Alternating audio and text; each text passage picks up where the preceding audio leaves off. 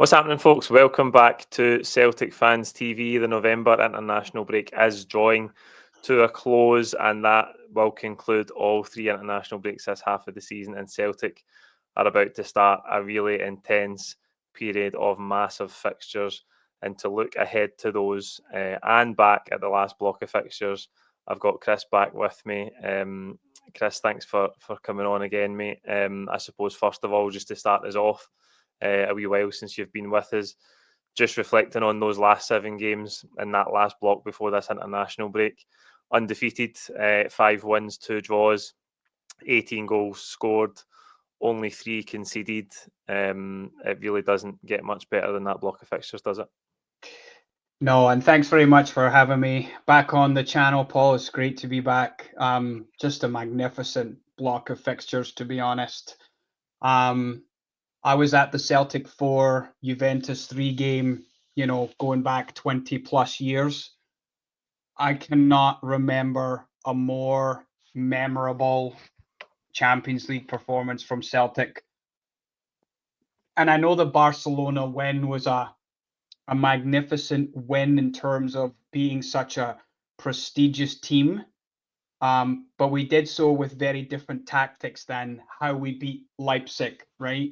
And we also did something we've never done before, which was come back from behind and win a Champions League game. And I think what impressed me the most was the way we finished the second half, particularly that last 30-35 minutes where we just controlled the match completely. And other than that one save Schmeichel has to make low down to his left-hand side, and then 60 seconds later, the ball's in the back of the net and it's 3-1. And then we just go on to control the game effortlessly with our passing and our pressing and just our composure on and off the ball. And to beat such a top quality side and beat them comprehensively was a real, like what have we talked about on the channel? Domestic dominance is wonderful. We all enjoy watching Rangers suffer. It's great to have Aberdeen challenging. I'll talk about that 2 fixtures as well in just a moment. But we have been crying out for a sign because the job's not done. We're halfway there. We've got 7 points, but the job is not done.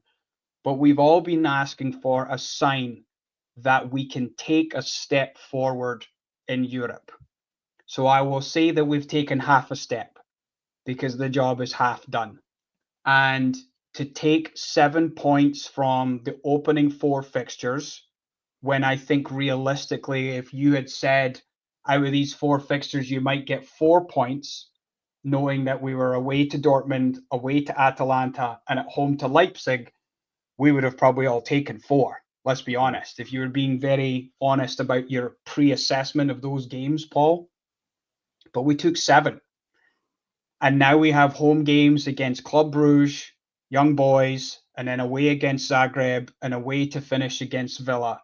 If we could take 5 points or even 4 in the next 4 games, that should be enough to see us make progression. And then the half step becomes a whole step. There's no doubt the other thing I would say, Paul, because I haven't been on in a while, is this new format has definitely benefited not just us as a club, but other clubs in Europe, that just due to the fantastic nature of the formats, you've got teams who would normally be top of their group, taking 6 points from that easy 1 versus 4 game. It's not working out like that. Like, we are ahead of some very, very prestigious European clubs, and there's some clubs that would maybe the similar stature in terms of their ability to compete in Europe are either level or above us. It's fantastic. So it's just a great sign of progression, and one I hope that keeps Brendan Rodgers at the club beyond the next 18 months. And hopefully that's something the club take care of in the summer, is get him tied down to a contract extension. And then just to revisit the opening segment here, 2 very different performances against Aberdeen. 2-0 up at home at halftime in the league game, took our foot off the gas. Aberdeen punished us, showed that they've definitely improved and they are a side that we should respect, and they're clearly the second best team in Scotland right now. The stats don't lie.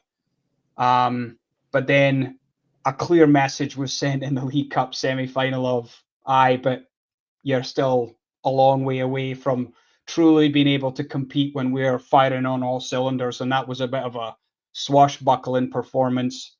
And then to round out that block of fixtures, we won a really tough game away to Kilmarnock, who are very, very good at home, make it extremely difficult. Pitch and conditions aside, that was a really fantastic win.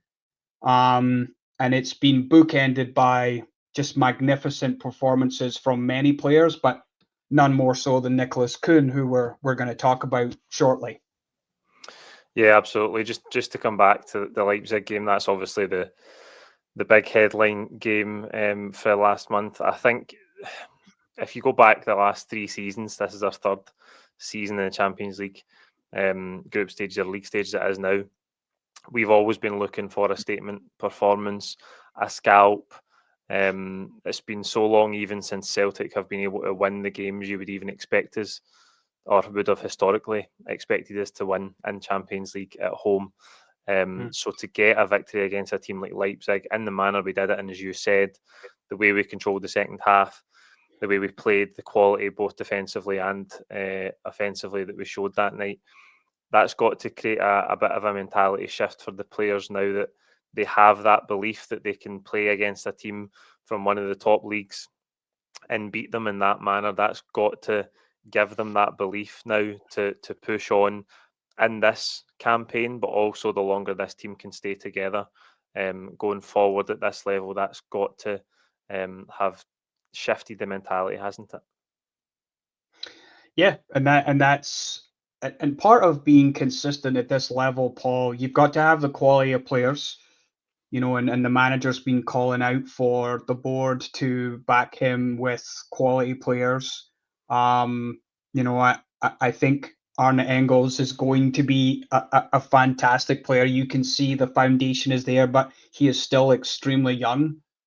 The transformation in Nicolas Kühn from the 6 months we saw last year to the past 4 months has just been night and day, just a completely different player. It's just kind of mind-boggling the strides that he has taken, and also just the consistency of some of our other, first 11 players has been the difference. And you're right, hopefully that gives them the belief and the confidence. So you've got the confidence, you've got the squad, and the first 11 being a lot stronger than it even was in the previous 2 campaigns. And I think just in general, the richness of the experience of the 12 games we'd had previously, 6 under Ange, 6 under Brendan last year, has made a tangible difference, in our ability to compete and actually grind out, and in the case of the Leipzig game, have just an outstanding team performance.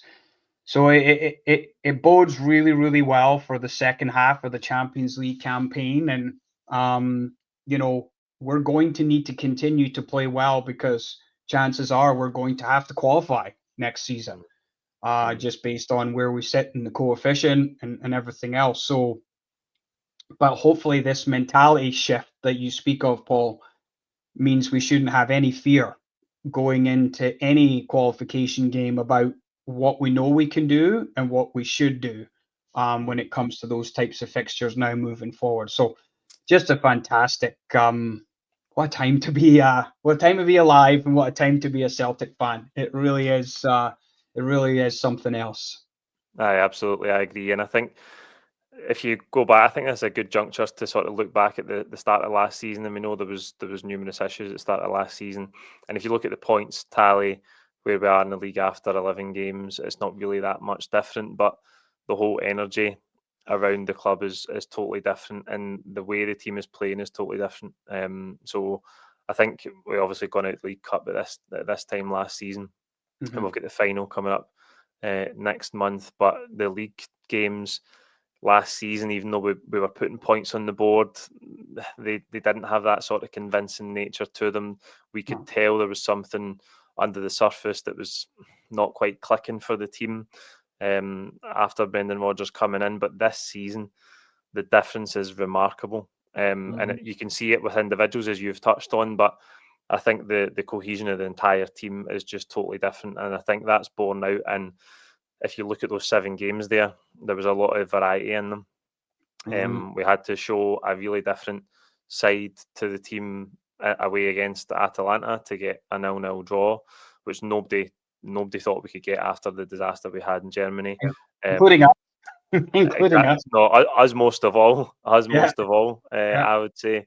And then we had the semi-final where we were so ruthless, scoring 6 goals, a lot of good counter-attacks in that game, so ruthless going forward. The Leipzig performance, which we've already talked about at great length. And then you have that Kilmarnock game where we played the exact same game last December against Kilmarnock at Rugby Park, and we lost it 2-1. But this time we can battle through it and get 3 points. So you can really see that the team's in a great place, but also, Chris, that it's got numerous strings to its bow just now. That's right. I think the flexibility that we can create with the starting 11 changes that we can make in certain instances, home games against the likes of Ross County, which we have coming up soon, Paul, will undoubtedly see some rotation of the squad. And it's a rotation where, yes, you may have a drop-off in performance, but probably not in the expected result.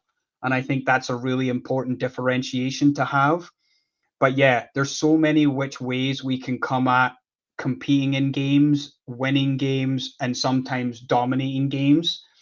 And it's just made for such an enjoyable first 3 months of the season. As a fan and as a Celtic fan at your core, you want to be entertained. That's just the way the club is built. And it's kind of the expectation we have as fans.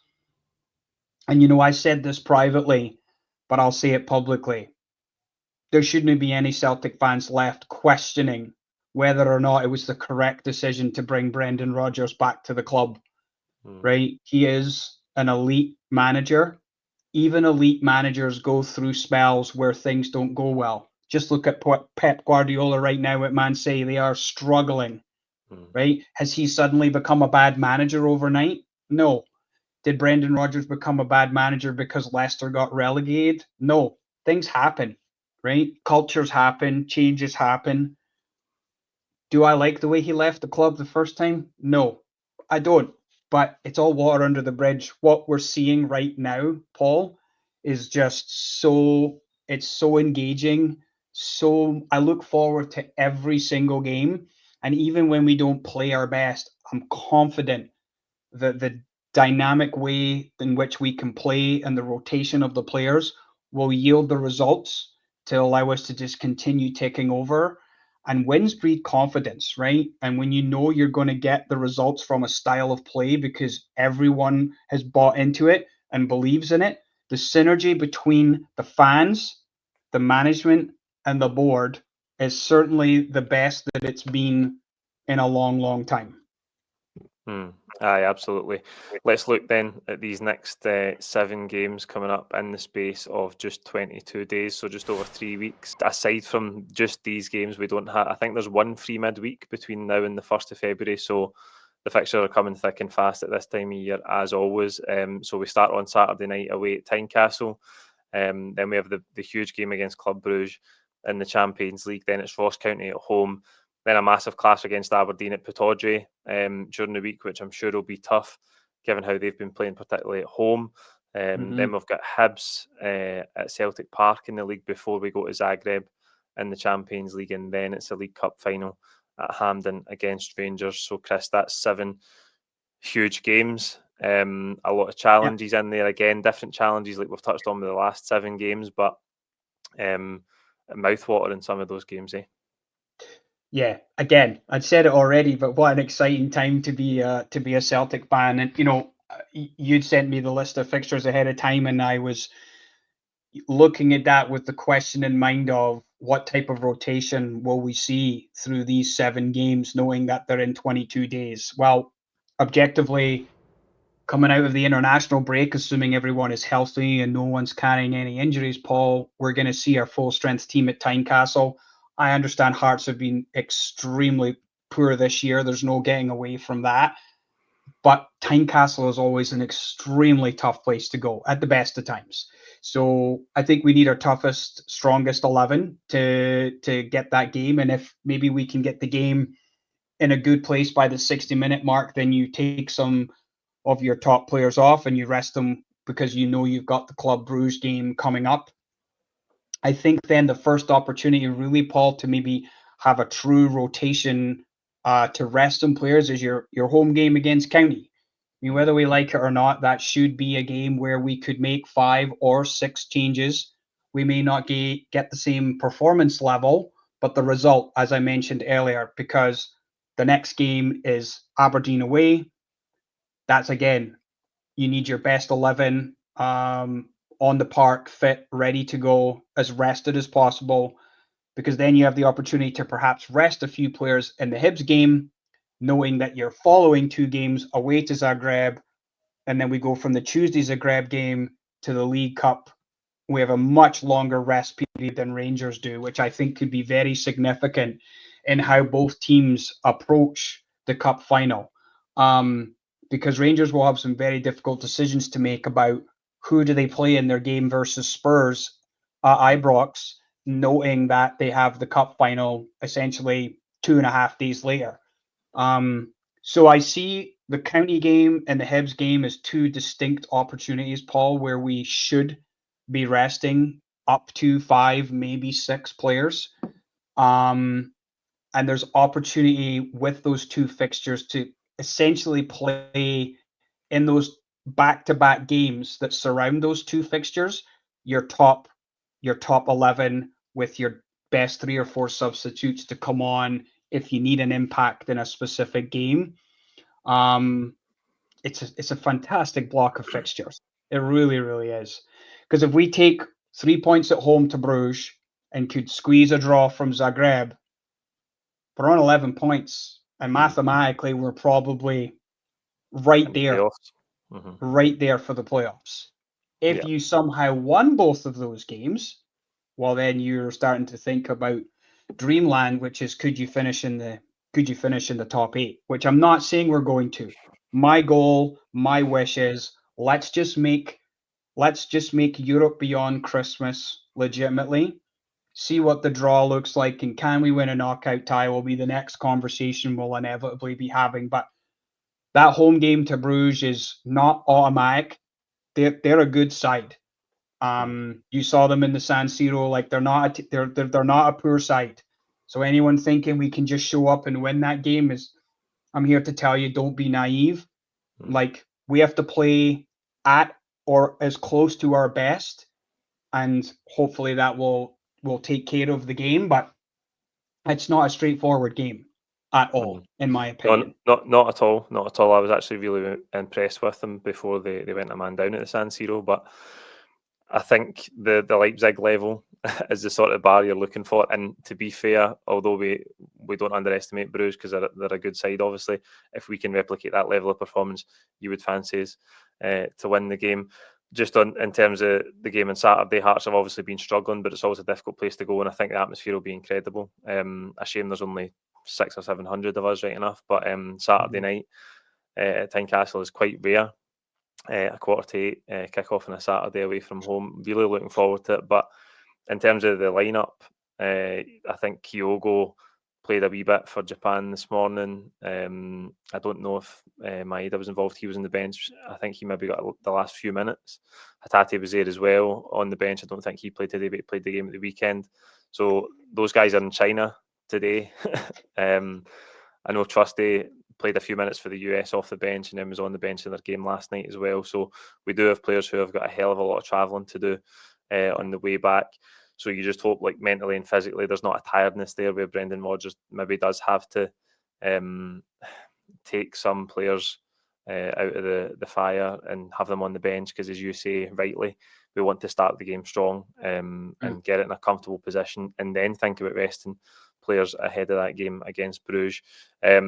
You're right to talk about rotation. That's something we saw a lot of from time to time in that last section of fixtures. A few changes against Motherwell, more against Dundee. It was more like the Falkirk number of changes that we had against Dundee.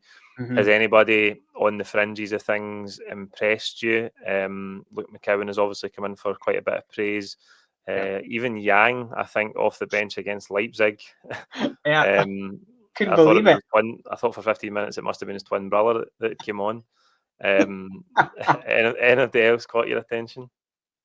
No, I think to be honest, Luke McCowan has been a very, very pleasant surprise. I was seeing the debate on Go Radio, just following it on YouTube over here about, Lennon Miller wouldn't get a game for Celtic, but he could walk into the Rangers team, blah, blah, blah, right? So that's going to be the next thing, that all the hyperbole around him.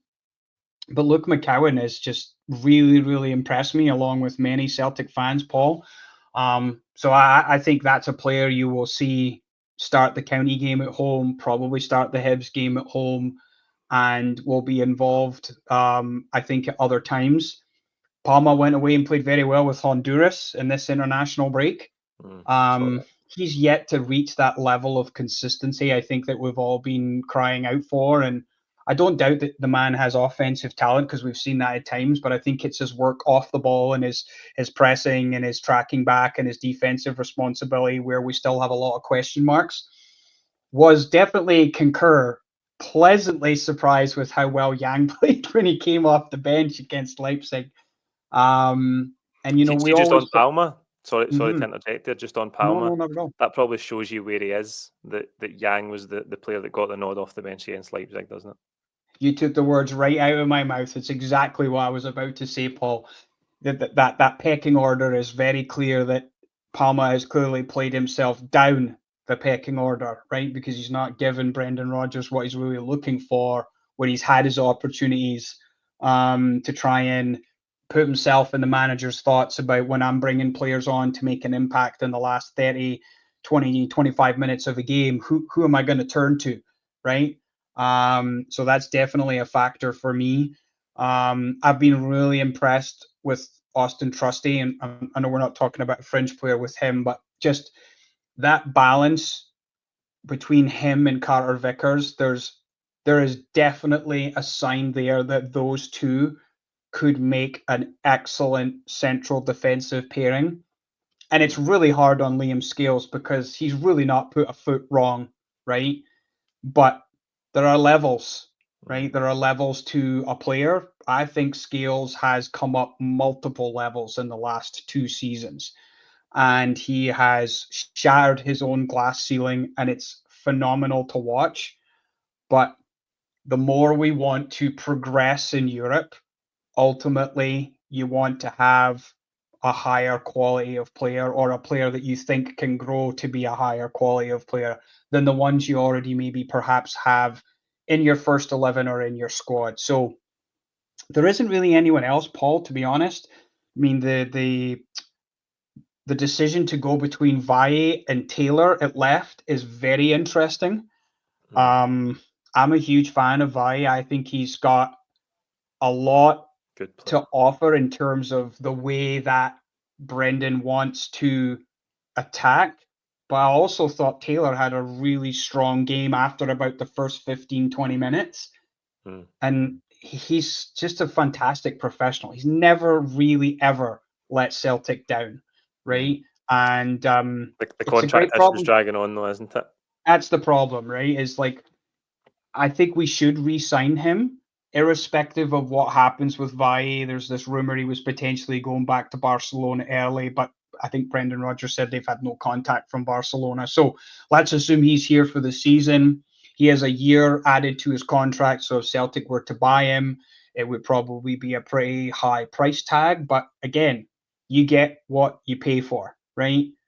Engels, I think, will turn out to be £11 million very well invested, and it may take 8 million for a player like Valle to be prized away from Barcelona. But we've talked about this before, Paul. That's the market now the Celtic need to put themselves in to try and re-establish credibility in Europe on a consistent basis. The £2-3 million project players, you might hit on those once in a while. And we certainly did with Matt O'Reilly. And it's looking like we're going to do the same with Nicolas Kühn, right? I mean, my God. Well, that's a good link. That's a good link, right? Because we are obviously approaching maybe 6 weeks out from the January transfer window where the circus will start again, and already Nicolas Kühn is being linked with not a move away maybe, but just interest from Premier League clubs. Reports suggest that Celtic are braced for interest from some clubs in the Premier League. Given how he's performed, particularly in the Champions League, that's where you put yourself on the map, and that performance against Leipzig will have drawn a lot of attention. Even Julian Nagelsmann, the Germany manager, I don't know if you saw this, said that they're keeping an eye on Kühn, with a view to maybe calling him up, and that you've been impressed with how he's playing, the desire he's shown. And just a side note, I was thinking, when was the last time Celtic had a German cap Andreas playing Thom, for them? Well, I looked at Andreas Thom and Andreas Hinkel, and I think Hinkel might have got a couple of call-ups while he was at Celtic, but he kind of fell out of the first team picture with Germany when he was at Sevilla, which is before he came to Celtic. And Tom's last cap was 1994, and he arrived at Celtic in 1995. So if it is to transpire, it'd be very rare for a Celtic player to be a full German international at the time they were with the club. But that's a reflection of how well he's playing. Surely we're not going to lose him inside 12 months. Even from his point of view, you would think that he would want to sort of find his feet and settle before he makes the step to the next level. I would agree, and I suspect his trajectory may follow the Matt O'Reilly trajectory. Right, there was interest in O'Reilly in the January window before he ultimately left in the summer. I know that's only a 6-month spell, but I just say finish this year. If you cement your performances, for club in domestic and Europe again next year, then I think we could all reasonably expect that if the offer, not for a Scottish league, but for the offer of the player is met, like Brendan Rodgers said with Matt O'Reilly, then of course we know that that's the model, Paul, right? But I agree with you. I think it would be far too premature for him to move on. I think he's got still some more development in him. I mean, hands down right now, he's player of the year in Scotland. He's player of the year for Celtic. He may well get himself a Germany call-up if he continues to perform the way he has in Europe and domestically. And it's just fantastic to watch him. Like, it's hard to wrap your head around that is the same player we watched. I'll use the most extreme example, the semi-final last year against Aberdeen, and even how he played when he came on in the cup final against Rangers. It's two entirely different players. One end of the spectrum to the other. I don't want to speculate the type of money we could get for him, but what I will say is if he finishes the year as good or better than he is right now, the club should re-sign him to a longer-term deal with improved terms to protect the asset, like we've done with a few players, because we know that's our model, Paul, right?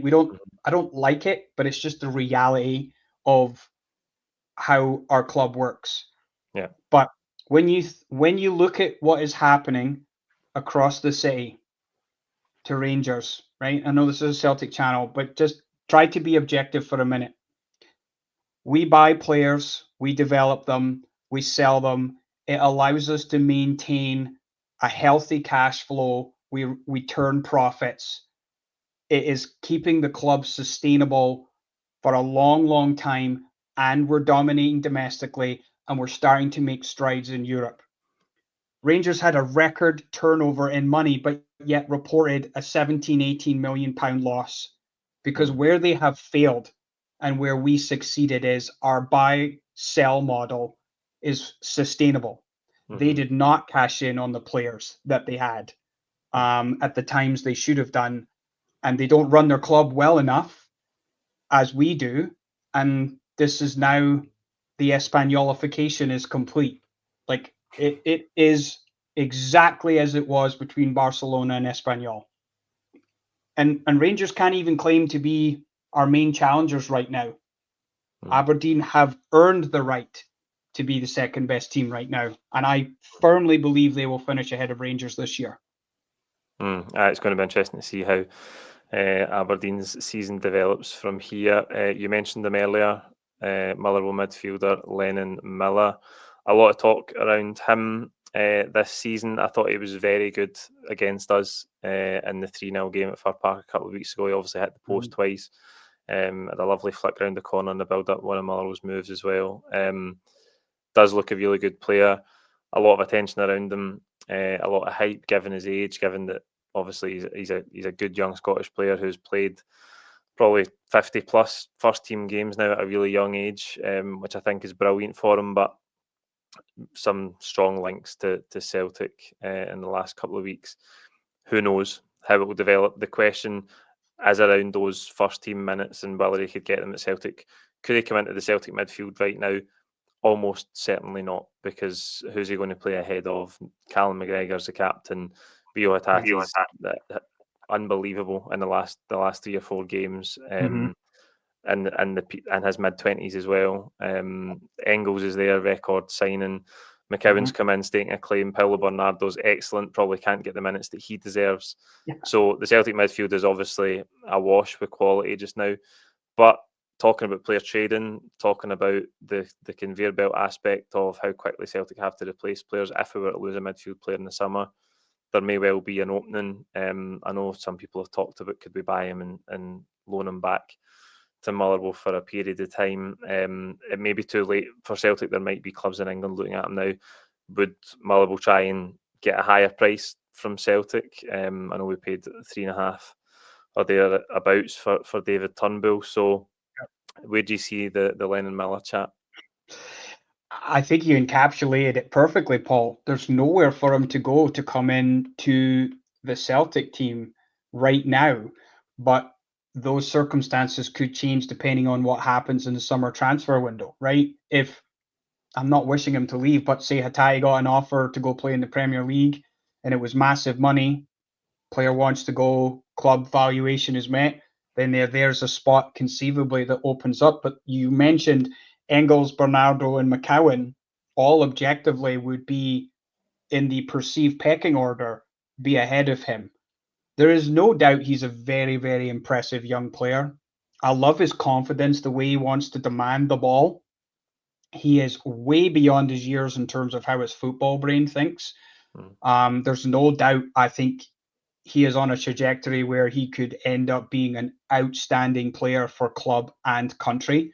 I don't even want to mention Ben Doak's name, but just watching what he's doing right now for Scotland, it does make you think about players you've let move on, right? But it's all water under the bridge. There's not much you can do about it now. But I mean, I'd much rather see him come to our club than go to Rangers. But again, I think there could be more broader interest, and it's going to be very, very interesting to see how that plays out. I mean, Brendan's record of developing young players is excellent. That is a proven commodity when it comes to him. But from what I've read and heard is Lennon Miller wants to play football. And if he wasn't going to be getting the minutes that he feels in his mind he should be getting, and that's what's best for his career, he will have to make a tough decision about where he goes. Because there's no doubt Motherwell are going to get offers and they're going to have to take it. Because again, for a club like them, that's what allows them to remain sustainable, Paul. The thing I often think about with players like Lennon Miller, I'm not saying there's been one of that quality for a while, but sometimes there's good players that come through in Scotland at clubs like Motherwell, and I think it was St Johnstone. They had a couple of good players around the time that they won the 2 trophies back in 2020, 2021. I think Ali McCann was one. He was Northern Irish, not Scottish, right? But good young player, midfielder. Moved down south, and I think sometimes if you don't make the right move, and we've seen it with some youth players leaving Celtic as well, they've gone to maybe Championship or lower half of the Championship teams in England, and you can almost get lost. It's maybe the team's not functioning very well. You're fighting relegation, you're scrapping for mid-table, and it's not the thing that kicks on your career the way you think it might, albeit the financial aspect of playing in the Championship is way beyond sometimes even what Celtic can offer. But I know David Turnbull did it, and it didn't really work out for David Turnbull. He's now in that situation where he's down near the relegation zone in the Championship with Cardiff. It's a bit of a crazy league. It didn't really work out for him on a long-term basis at Celtic, but I just wonder if Lennon Miller does have interest from England. You've got the Premier League side of it, which is Ben Doak, where he goes to a club like Liverpool, which is almost impossible to turn down that opportunity. But the reality is he can't get any real minutes because of the quality of players that Liverpool have. And then you have like a David Turnbull or a Rocco Vata situation, Daniel Kelly as well, where they go to Millwall, they go to Watford. I don't think either of those guys, and Kelly and Vata, have really played so many minutes so far, and you end up not getting the development and the minutes that you need that you thought you couldn't get at Celtic, so you would go to England to get it. So I think if the circumstances were right, Celtic is a good next step for Lennon Miller, and if he can play at a club like Celtic and perform week in and week out, we can see how players develop and move on from Celtic to bigger things.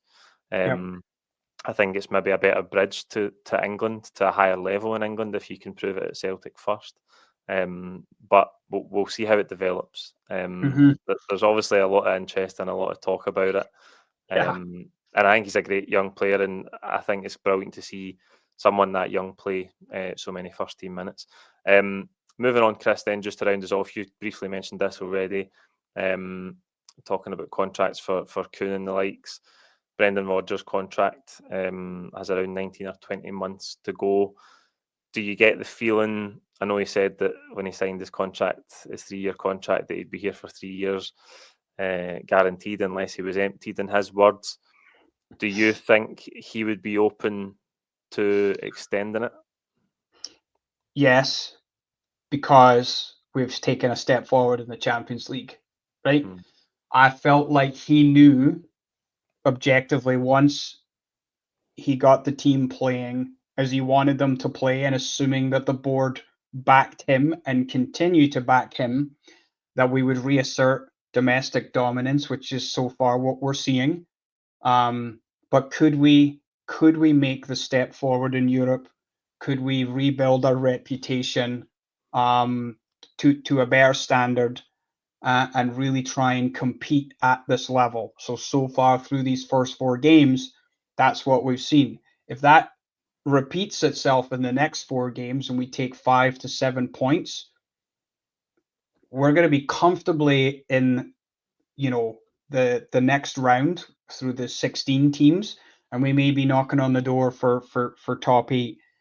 That, to me, I hope, would be enough to want him to continue to build on that.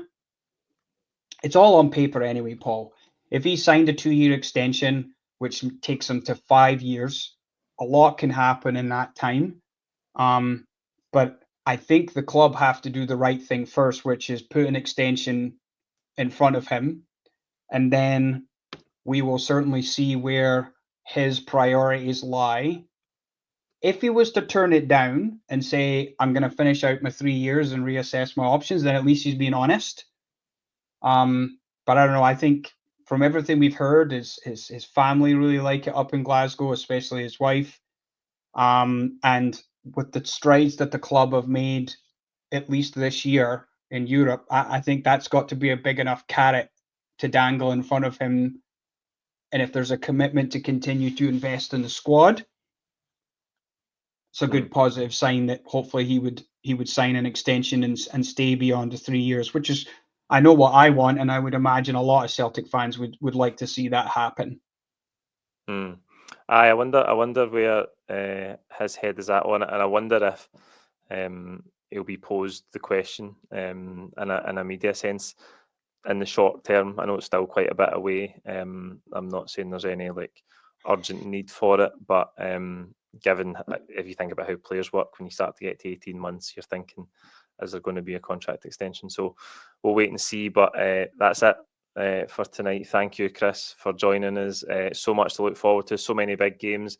Celtic Fans TV will be bringing you reaction and content from the stadium at every single one of them. So if you haven't already, please be sure to subscribe, and we will see you again very soon. Cheers.